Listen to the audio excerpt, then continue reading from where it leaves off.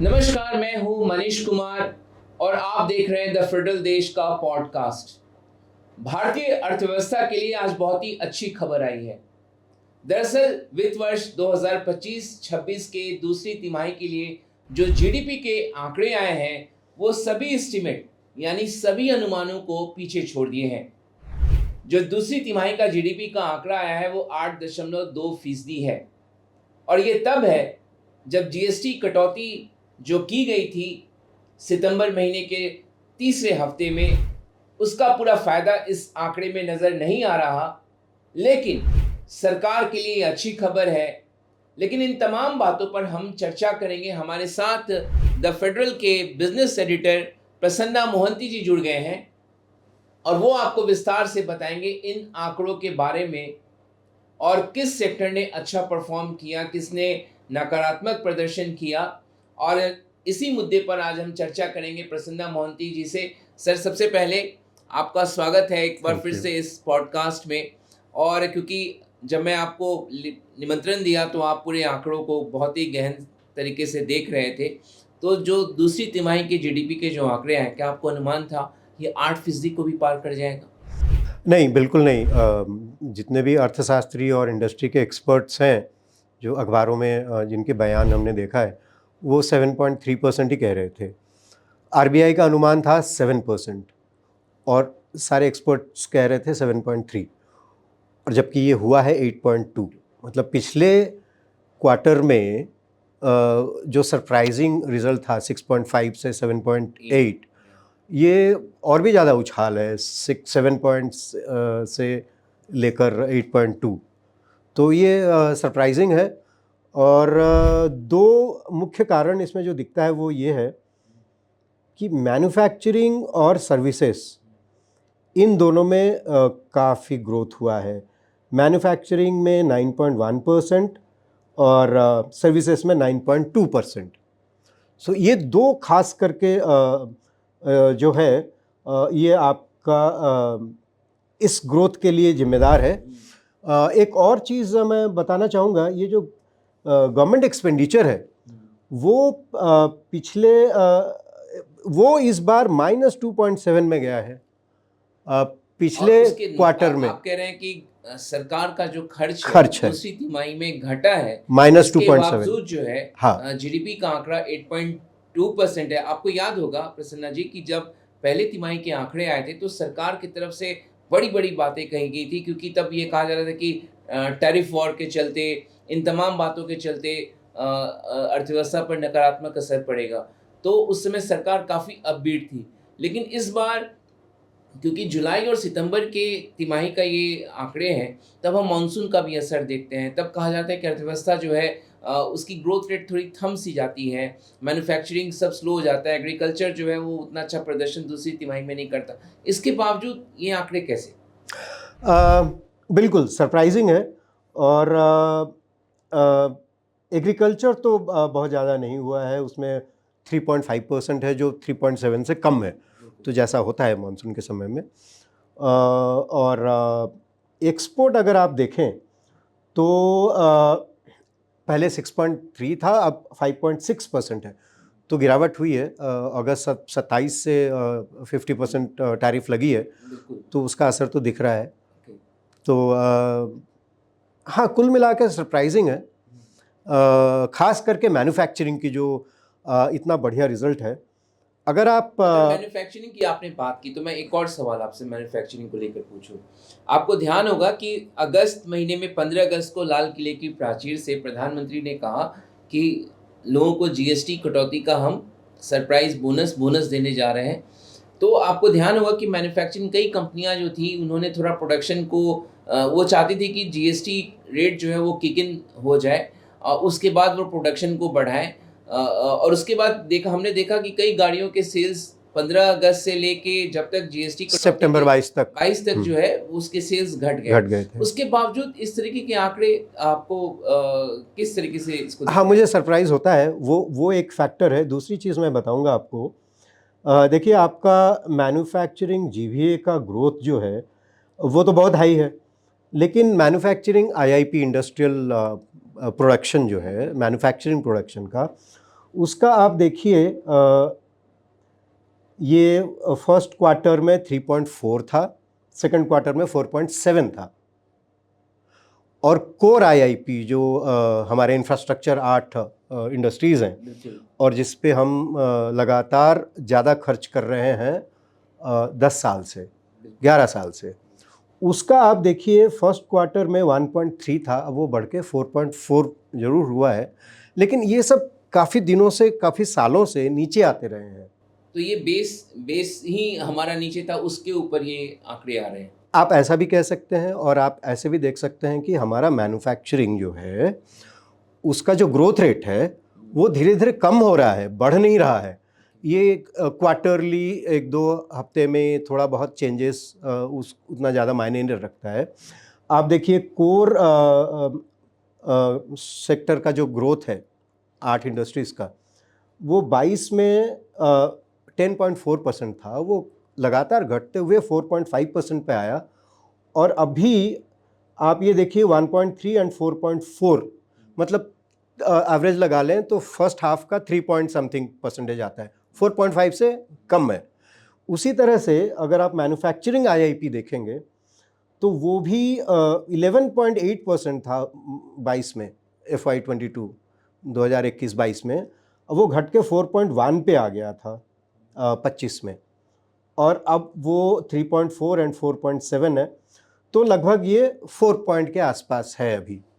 तो उसमें अगर ऐसे देखा जाए 25 के मुकाबले में कोई फ़र्क नहीं है, बट आप अगर 22 से देखें 11.8 से, तो लगातार नीचे जाता जा रहा है। तो ये डिस्क्रिपेंसी है, जो आपका मैन्युफैक्चरिंग जीवीए नंबर्स है और जो प्रोडक्शन का नंबर्स है, वो दोनों मैच नहीं कर रहे हैं। तो आपको इन आंकड़ों पे मतलब अभी भी संदेह नज़र आता है? हाँ, बिल्कुल संदेह नज़र आता है। एक और चीज़ पे आपका ध्यान खींचूँगा, वो है अनियमता। अनियमितताएँ, हाँ, जो डिस्क्रिपेंसीज़ कहते हैं, डिस्क्रिपेंसी की। तो डिस्क्रिपेंसीज़ एक्सेप्टेबल है अबाउट 1 to 1.5%। वो ये डिस्क्रिपेंसी होती है कि जो हम जीडीपी के नंबर देते हैं, हम 2 तरफ साइड के जीडीपी के नंबर देते हैं। एक उत्पाद, जो आपका आउटपुट है या प्रोडक्शन है, और दूसरा जो खर्च, जो एक्सपेंडिचर जीडीपी है। तो जब एक्सपेंडिचर जीडीपी, दोनों जीडीपी समान होने चाहिए, दोनों तरफ बैलेंस होना चाहिए। जब एक्सपेंडिचर जीडीपी कम रहती है और प्रोडक्शन साइड ज़्यादा होता है, तो उसको बैलेंस करने के लिए हम उसमें एडजस्ट करते हैं, उसी को डिस्क्रिपेंसी कहते हैं। तो उस डिस्क्रिपेंसी जो है वो 1 से 1.5% होना चाहिए। लेकिन आप लगातार देख लीजिए इस तिमाही में ये है बढ़ के 3.3, मतलब जो नॉर्मली एक्सेप्टेबल है उससे दुगना से भी ज़्यादा। और आप अगर देखें पहली तिमाही में 2.3 था, वो भी ज़्यादा था। उससे पहले -3.1 था, वो भी बहुत ज़्यादा था, और उससे पहले भी -0.3 था। तो अभी आप लगातार 4 डिस्क्रिपेंसीज़ को देखिए, वो बहुत ज़्यादा है, एक्सेप्टेबल नॉर्मल लेवल से ज़्यादा है, और ये दिखाता है कि आपका जो जीडीपी के नंबर्स हैं वो संदेहास्पद है। संदेहास्पद है, लेकिन क्योंकि सरकार और जो प्रेस रिलीज हमने देखा सांख्यिकी मंत्रालय का, वो कह रहे हैं कि मैन्युफैक्चरिंग और कंस्ट्रक्शन, वो बहुत बड़ा उसमें तेजी देखने को मिल रहा।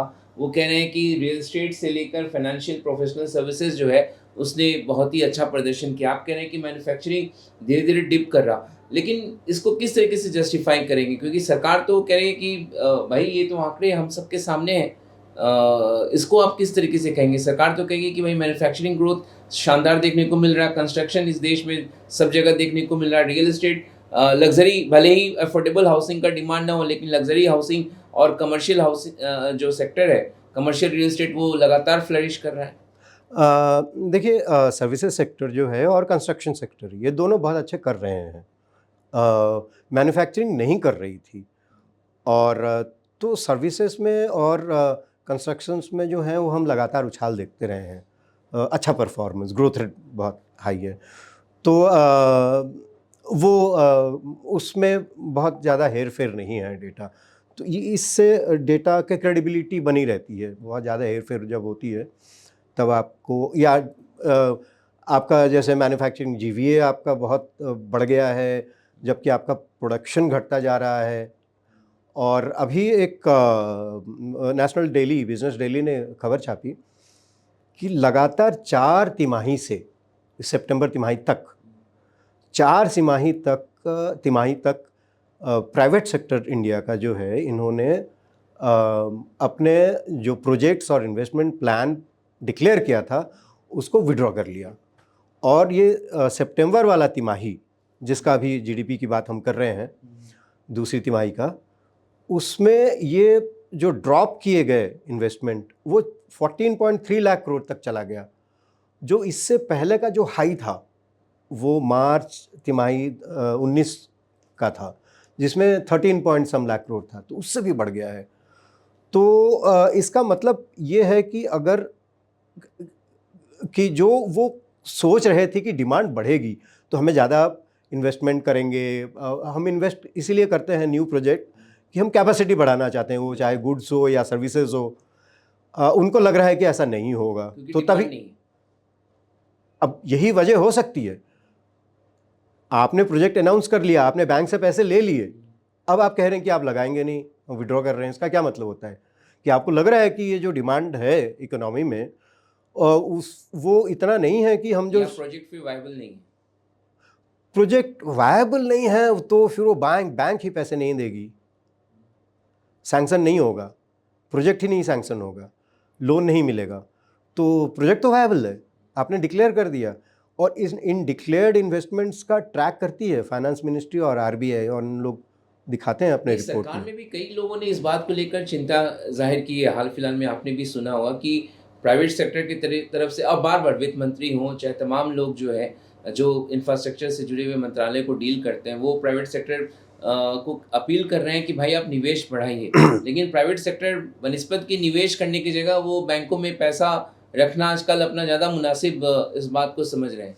हाँ, आप देखिए प्रॉफिट तो बढ़ता जा रहा है कोविड के समय से लेकर। ये हमारे अनंत नागेश्वरन जी ने कहा भी था कि हमारे इकोनॉमिक सर्वे में लिखा है कि इंडिया जो कॉर्पोरेट सेक्टर है, यानी अपने चीफ इकोनॉमिक एडवाइजर, हाँ, तो जो प्राइवेट सेक्टर है उनकी प्रॉफिट वो they are swing in excess profits. तो इनका जो प्रॉफिट ग्रोथ है इस Q2 में भी डबल डिजिट है। लेकिन आप देखिए irony, sales growth single digit में है, 6% के आसपास, लेकिन प्रॉफिट का ग्रोथ जो है वो 12% के आसपास है, डबल है। और ये कई सालों से हो रहा है, ये कोविड के समय से ही चला आ रहा है। बिक्री आपकी उतनी बढ़ नहीं रही है, लेकिन उससे कहीं ज़्यादा आपका प्रॉफिट बढ़ रहा है। तो कहीं ना कहीं इसकी वजह यही है कि या तो आप कुछ और कर रहे हैं जो प्रोडक्शन रॉ मटेरियल, या तो आप कम क्वालिटी का या चीप क्वालिटी का यूज़ कर रहे हैं, या आप लोगों को तनख्वाह नहीं दे रहे हैं, या जॉब कट हो रही है। बहुत ही महत्वपूर्ण बात की तनख्वाह न बढ़ाने की।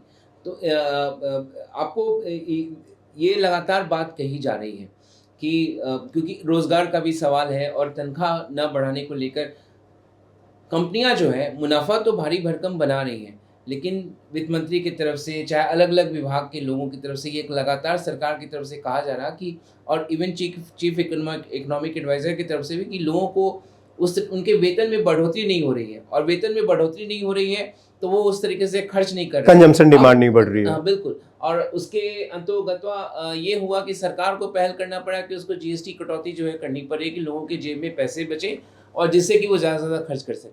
बिल्कुल। अब आप देखिए ये दोनों तिमाही में जो प्राइवेट कंजम्पशन है, मतलब कंजम्पशन डिमांड है, उसका जो ग्रोथ है वो 7 और 7.9% है, जबकि जीडीपी में ग्रोथ कितना है 7.8 एंड 8.2, कहीं ज़्यादा है। तो मतलब कंजम्पशन जो है वो हमारा मेन इंजन है ग्रोथ का, अबाउट 60% है जीडीपी का।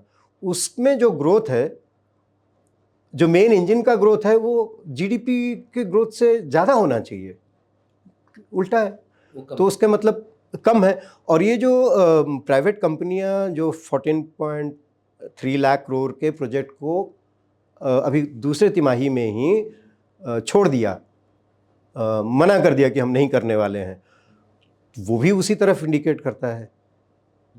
और एक और मैं खबर देख रहा था कि करीब 2 लाख करोड़ के प्रोजेक्ट जो फॉरेन कंपनियां अनाउंस करी थी, उन्होंने अभी कुछ दिन पहले उसको भी मना कर दिया कि नहीं यानी करेंगे। कि जो विदेशी निवेश भारत में आने वाला था वो भी अब नहीं आएगा, क्योंकि विदेशी कंपनियों ने प्रोजेक्ट लगाने से इनकार कर दिया। नहीं, उन्होंने डिक्लेयर किया था कि हम लगाएंगे, 2 लाख करोड़ का प्रोजेक्ट्स लगाएंगे।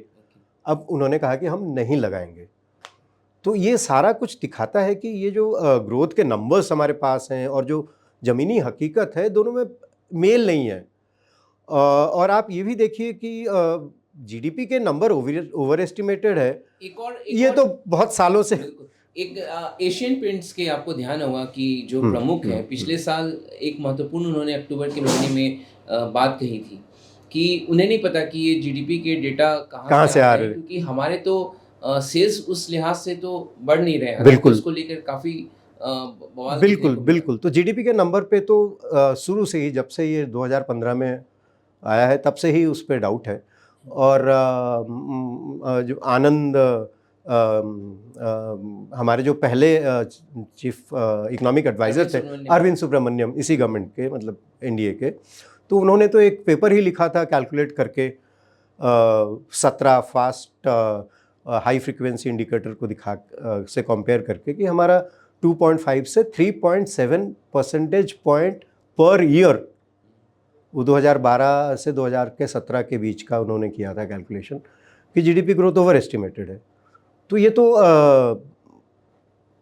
पता है सबको। लेकिन इन सब के बावजूद, क्योंकि अब डेटा हमारे बीच में आ चुके हैं, आप ये बताइए कि वर्ल्ड बैंक हो, आईएमएफ हो, चाहे जितनी भी रेटिंग एजेंसियां हैं, उन्होंने जो भारत के जीडीपी अनुमान जो है इस वित्त वर्ष में, क्योंकि टैरिफ भी किक इन कर चुका है, टैरिफ जो बढ़ाया गया ट्रम्प के द्वारा वो लागू हो चुका है, सबका अनुमान था कि शायद इस वर्ष भारत की जीडीपी ग्रोथ जो है उसमें कमी देखने को मिली। लेकिन भारत ने इस सब के बावजूद इतना अगर बेहतरीन प्रदर्शन कर रहा, तो ये फिर क्या संदेश इसका जाता है दुनिया भर में? और भारत सबसे तेज गति से विकास करने वाला अर्थव्यवस्था जो है पूरी दुनिया में इस वक्त है। देखिए, पहली बात, ये जो सबसे तेज मेजर इकोनॉमी की बात होती है, ये गलत धारणा है लोगों को इतनी जानकारी नहीं होती है। जो डेवलप्ड कंट्रीज़ हैं वो 7-8% तो भूल जाइए, वो 3% भी कर लें ग्रोथ तो वो बहुत ज़्यादा हुआ है, क्योंकि उनका तो डेवलपमेंट 200 साल से हो रहा है। अगर उनका 1% भी हो जाता है ना, तो वो हमारे जीडीपी से आगे निकल जाते हैं। मतलब उनके साथ कंपेयर नहीं किया जा सकता है। बाकी आप कोई ऐसी खबर जो आप किसी को बोल के खुश हो सकते हैं, तो आप खुश हो सकते हैं। हमारा पर कैपिटा इनकम तो दुनिया का 140-42 नंबर में रहता है। वर्ल्ड एवरेज से हम गरीब हैं। डेवलप कंट्रीज तो छोड़ ही दीजिए। एक और प्रसन्ना जी, एक और बात पर आप रोशनी डालिए कि अभी हाल ही में आईएमएफ की एक रिपोर्ट आई, और उस रिपोर्ट में ये कहा गया कि आप देखते हैं प्रधानमंत्री हों चाहे सरकार के जो भी आला लोग हैं बैठे हुए, वो कहते हैं कि भारत जल्दी $5 ट्रिलियन इकोनॉमी जो है वो बन जाएगा। लेकिन आईएमएफ का कहना है कि वो जो लक्ष्य है अब उसमें 1 साल की देरी होगी। वो 28-29 में जाकर जो है भारत $5 ट्रिलियन इकोनॉमी बनेगा। लेकिन जीडीपी अगर ये आईएमएफ का प्रोजेक्शन है, लेकिन अगर जीडीपी का ये रफ्तार है 8.2% पिछले 6 क्वार्टर से लगातार में सबसे ज़्यादा, तो क्या भारत उस लक्ष्य को जल्दी हासिल कर सकेगा जो पहले से लक्ष्य है 27-28?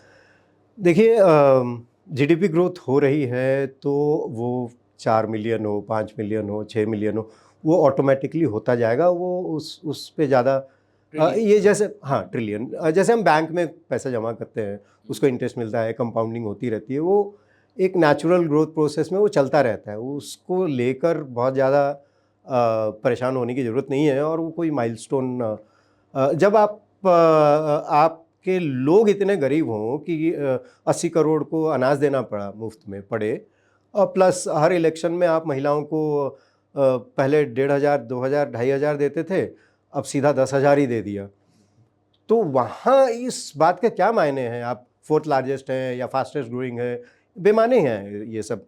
आम आदमी का लाइफ में कोई इससे फ़र्क पड़ता है? उसका क्या आप ये कह सकते हैं कि वो कह रहे नहीं नहीं हमें मुफ्त में अनाज नहीं चाहिए? 80 करोड़ लोग आपके, 58% होते हैं पॉपुलेशन आपका, और उतना ही नहीं है। आप ये तमाम बातें कर रहे हैं, फिर भी इसके बावजूद जितने राज्यों में इलेक्शंस हो रहे हैं, सरकार एनडीए को थम्स अप मिल रहा है, जनता की ओर से भरोसा उनका बढ़ता जा रहा, इस सब के बावजूद इलेक्शन एक अलग खेल है। इसमें बहुत सारी नई चीज़ें हुई हैं, इलेक्शन कमीशंस के रोल और ऑफिशियल मशीनरी का यूज़, बहुत सारी सवालें हैं जिसको इग्नोर नहीं किया जा सकता है। और एक और जो चीज़ देखने में आया है कि और ये कई जगह हुआ है दुनिया में जहाँ पे भी इस तरह की सरकारें हैं कि लोग पता नहीं अपने इंटरेस्ट के विरुद्ध जाकर वोट डालाते हैं, पर वो बहरहाल अलग। तो एक बात और रोशनी डाली, जब 22 सितंबर से जीएसटी किक हुआ, जीएसटी कटौती का लाभ 2 से 2.5 लाख करोड़ लोगों के जेब में जब चले गए, तो तीसरी तिमाही का जब अक्टूबर से दिसंबर तिमाही के जब डेटा आएंगे, वो भी तब जब फेस्टिव सीज़न इस दौरान था, दशहरा, दिवाली, तमाम त्यौहार थे, छठ त्यौहार था, शादियों का भी सीज़न चल रहा, तो अर्थव्यवस्था आपको जब इस तिमाही के जो आंकड़े आएंगे, तो क्या ये 8.2% है, इसके आसपास रहेंगे या शायद इसको भी बीट कर दें? ये तो नहीं मैं बता सकता, लेकिन कंजम्पशन बिल्कुल अच्छा रहेगा। कंजम्पशन डिमांड जो हमारे जीडीपी में जिसकी कैलकुलेशन होती है।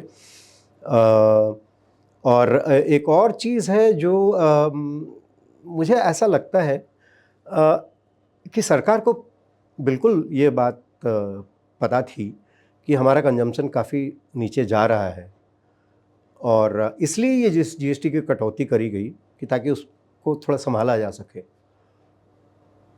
और एक और इसका असर जो है, क्योंकि आरबीआई की पॉलिसी भी है, पिछले फरवरी के बाद, अप्रैल के बाद आरबीआई ने अपने पॉलिसी रेट्स में, रेपो रेट में कोई बदलाव नहीं किया, लेकिन अर्थव्यवस्था में अगर इतनी अच्छी रफ्तार अगर देखने को मिल रही, आपको क्या लगता है, क्योंकि इन्फ्लेशन काफ़ी नीचे चला गया, रिटेल इन्फ्लेशन, तो यहाँ पे आप रूम देखते हैं दिसंबर में रेट कटौती का? हाँ, ऐसा लगता है, ऐसा लगता है।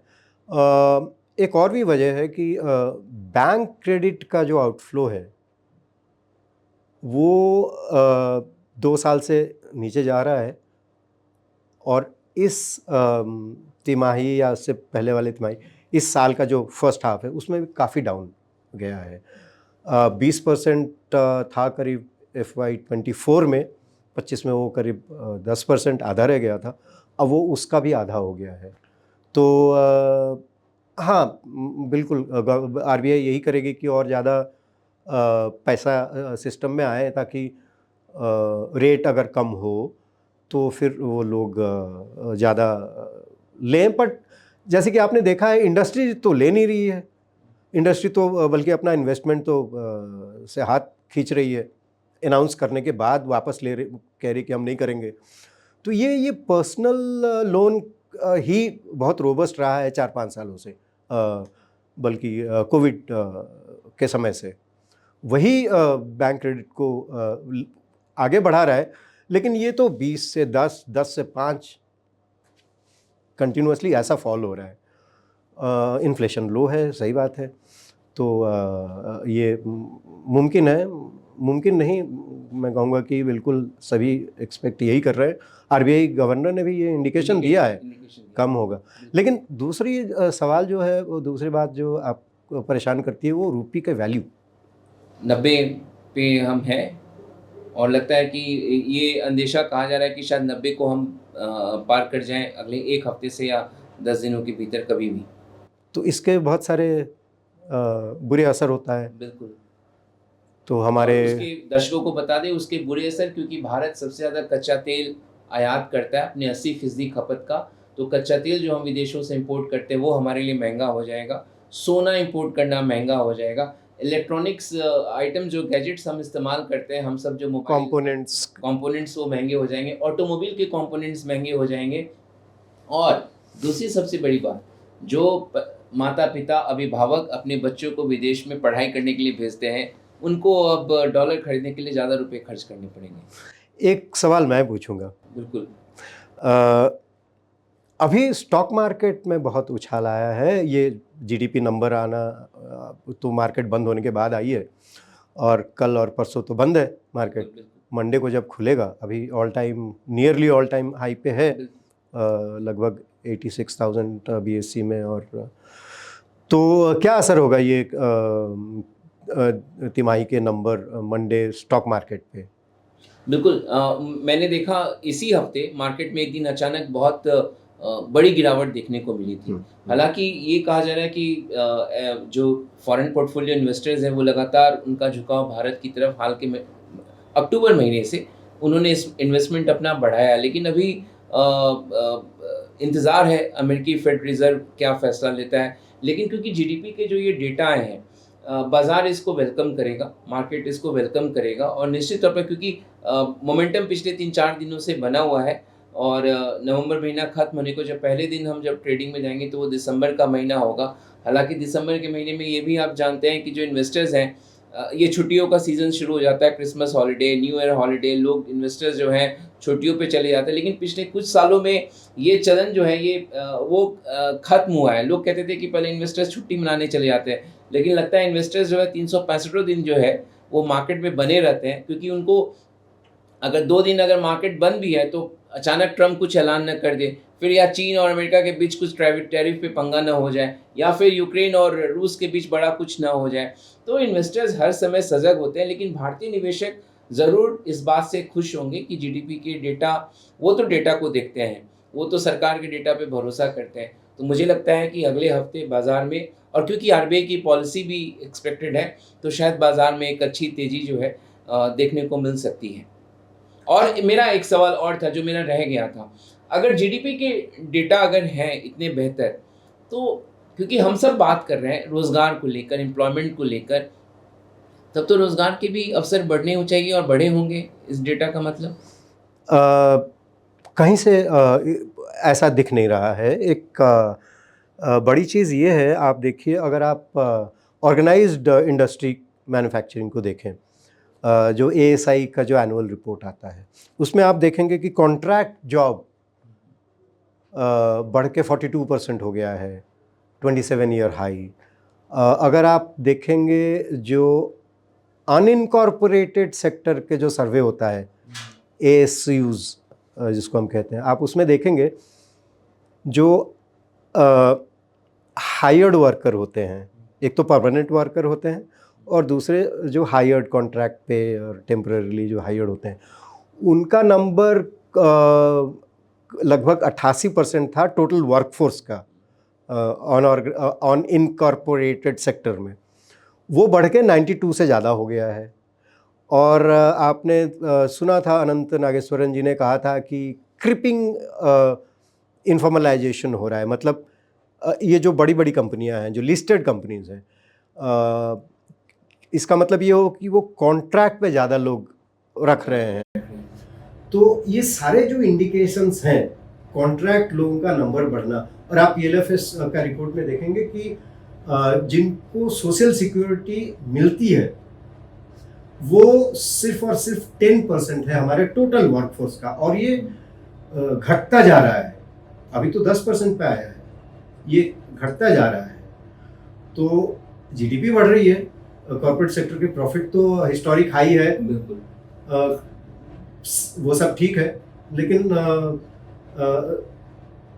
आप देखिए कॉन्ट्रैक्चुअलाइजेशन, मतलब सैलरी या वेजेस और सोशल सिक्योरिटी, ये तो नहीं बढ़ रहे हैं, ये तो घट रहे हैं, ये घट रहे हैं। परमानेंट नौकरियां घट रही हैं और आम आदमी के लिए यही मायने रखता है। क्वालिटी जॉब्स घट रही हैं, क्वालिटी जॉब सिर्फ 10% रह गए हैं। फॉर्मल, इनफॉर्मल, सरकारी, प्राइवेट सबको मिला के सिर्फ 10%, केवल 10% फॉर्मल जॉब्स हैं जिनको हाँ फॉर्मल मतलब सोशल सिक्योरिटी मिलती है। हाँ, तो ये जीडीपी को लेकर, जीडीपी कहीं पे भी चला जाए, नंबर 1 हो जाए या कहीं और कुछ और भी नंबर हो तो वहाँ भी पहुँच जाए, आप करेंगे क्या इस जीडीपी को जब 80% मुफ्त के अनाज में रहते हैं, जीते हैं?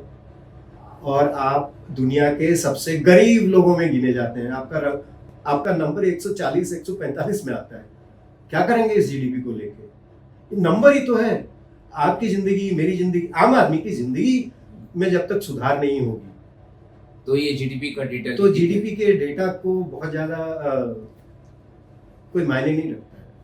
तो बिल्कुल प्रसन्ना मोहंती जी ने बताया कि ये 8.2 जो जीडीपी का दूसरी तिमाही में डेटा आया है, आंकड़ों में बहुत अच्छा लग रहा है, सब कुछ बहुत अच्छा लग रहा। सरकार भी अपनी पीठ थपथपाएगी इसके जरिए, लेकिन लोगों के लिए ये मायने रखता है कि उनको रोजगार मिले, लोगों के जो आय है वो लगातार बढ़ते रहे और जिससे लोग ज़्यादा से ज़्यादा कंजम्पशन कर सके, ज़्यादा से ज़्यादा उपभोग कर सके, लेकिन वो दिखने को नहीं मिल रहा। तो ये बड़ी चिंता है। भले ही जीडीपी के आंकड़े इतने बेहतर नज़र आ रहे हैं, लेकिन अभी भी चुनौतियां बहुत हैं। हालांकि देखना होगा कि सरकार क्या कहती है इस बारे में, लेकिन ये तमाम आंकड़े भी हम सबके समक्ष मौजूद है कि जीडीपी के आंकड़े भले ही 8.2% चले गए हों, तमाम एस्टिमेट को बीट कर दिए हो, लेकिन रोजगार के मोर्चे पर, आय के मोर्चे पर और सोशल सिक्योरिटी के मोर्चे पर तमाम चुनौतियां जो हैं वो बनी हुई हैं। तो आज आपने हमारा पॉडकास्ट देखा प्रसन्ना मोहंती जी के साथ, आपको कैसा लगा? आप फीडबैक हमें ज़रूर दीजिएगा और इसी तरीके के इश्यूज पे हम आगे भी प्रसन्ना जी के साथ चर्चा करेंगे। तो आपका बहुत बहुत शुक्रिया सर, आज आप इस चर्चा में जुड़े और क्योंकि इस आंकड़े पे आए थे तो आए आज, तो इस पे हमें चर्चा करना ज़रूरी था।